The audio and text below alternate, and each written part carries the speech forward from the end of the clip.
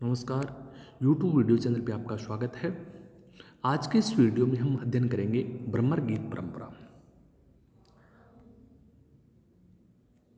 भ्रमर गीत परंपरा अब उस काव्य के लिए रूढ़ हो गए है जिसमें उदो गोपी संवाद होता है।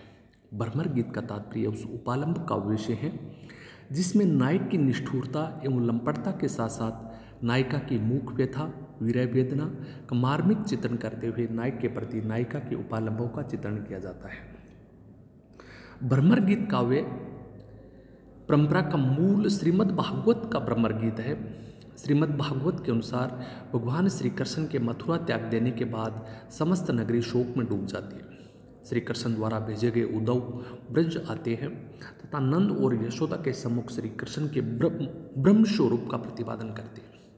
उद्धव भगवान श्री कृष्ण के निर्विकार अज अनादि अनंत और सर्वगत रूप का निवेदन करके नंद और यशोदा आदि को उनके उसी स्वरूप की प्राप्ति के लिए ज्ञान का उपदेश देते हैं।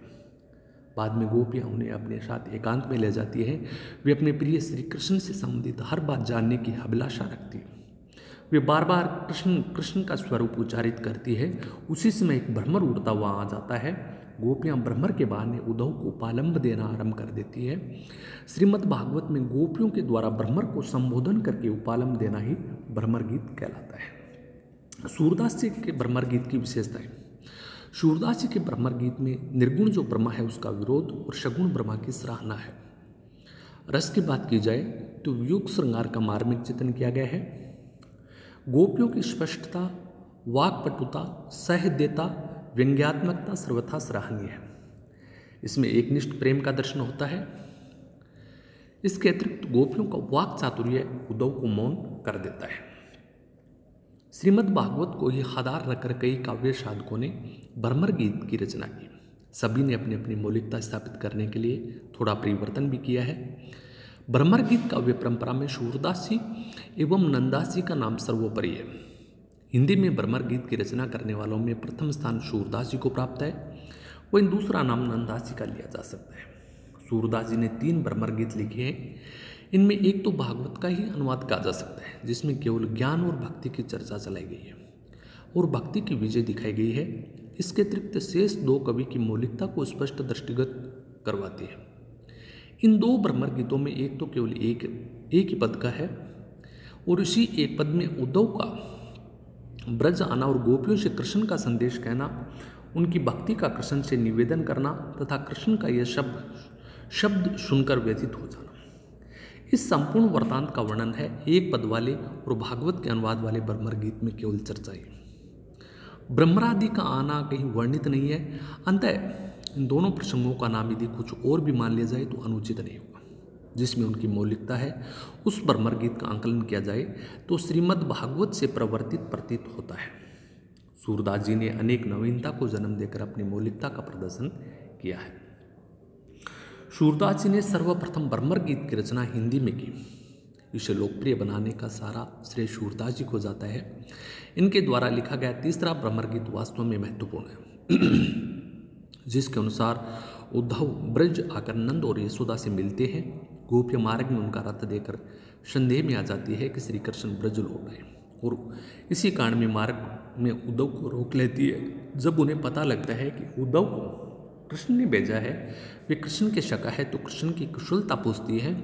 उनके हर स्वर में कृष्ण ही विराजमान प्रतीत होते हैं। गोपियों के इसी कृष्ण मोह को भंग करने के लिए उद्धव योग एवं ज्ञान का उपदेश देना आरंभ करते हैं और गोपियों के उत्तर में सूरदास जी भ्रमर की कल्पना करके गोपियों के द्वारा भ्रमर अलिन मधुप आदि संबोधनों के द्वारा उनकी दशा का चित्रण करना आरंभ कर देते हैं। सूरदास जी उद्धव और गोपियों के आधार पर एक और ज्ञान की निरस्ता और भक्ति की सरसता का तुलनात्मक व्याख्यान करके भक्ति की श्रेष्ठता प्रतिपादित करते हैं। दूसरी ओर विरह और उपालंब काव्य का एक अनुपम आदर्श स्थापित करते हैं।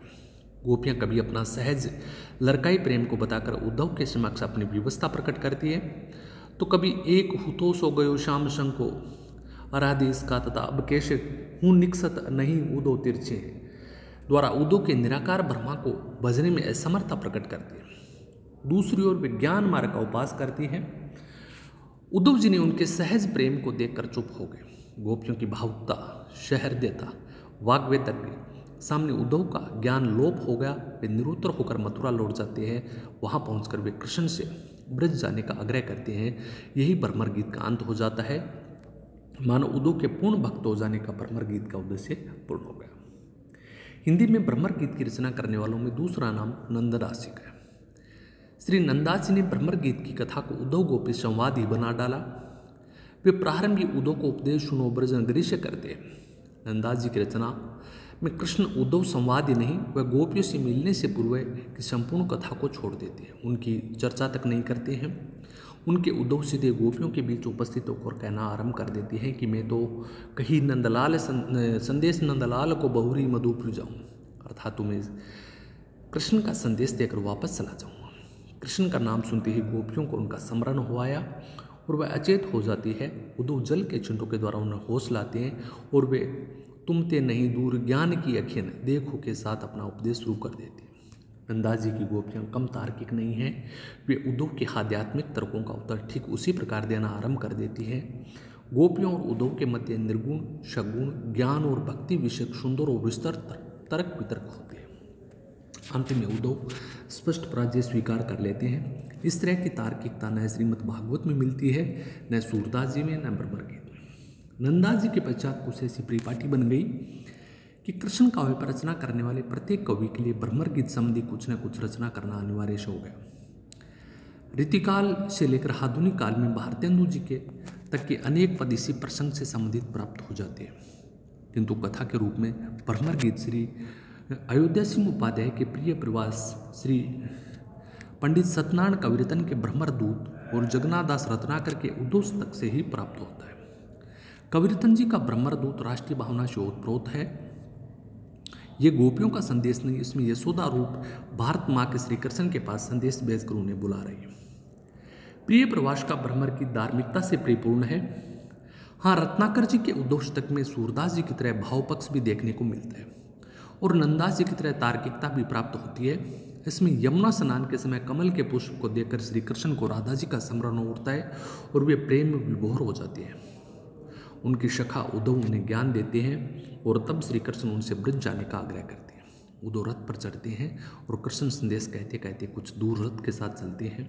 उद्धव जब वृंदावन से गुजरते हैं तो वहाँ का सौंदर्य देखकर उन पर से ज्ञान का आवरण उतरने लगता है। यह कहा जा सकता है कि भ्रमर गीत काव्य परंपरा का उल्लेख तथा विभिन्न भ्रमर गीतों के स्वरूप की तुलनात्मक विवेचना अपनी पूर्णता को प्राप्त हो जाती है। श्री कृष्ण गोपियों की भक्ति पर अटूट विश्वास था। अंतः वे निर्गुण मार्गीय उद्धव के अहंकार निवारण करने हेतु उद्धव को गोपियों के पास ज्ञान संदेश देने के लिए भेजते हैं। उद्धव जब गोपियों की आत्मा की पुकार सुनते हैं तो उनका ज्ञान काफूर हो जाता है। उद्धव की पराजय ज्ञान मार्ग की पराजय है, गोपियों की विजय भक्ति मार्ग की विजय है। भक्ति में तर्क, बुद्धि, ज्ञान किसी भी जरूरत नहीं है। जरूरी है तो केवल इष्ट के प्रति संपूर्ण समर्पण की, ऐसा समर्पण जो विश्वास की दृढ़ता से परिपूर्ण हो। ऐसी ही भक्ति की सीख देता है भ्रमर गीत। धन्यवाद।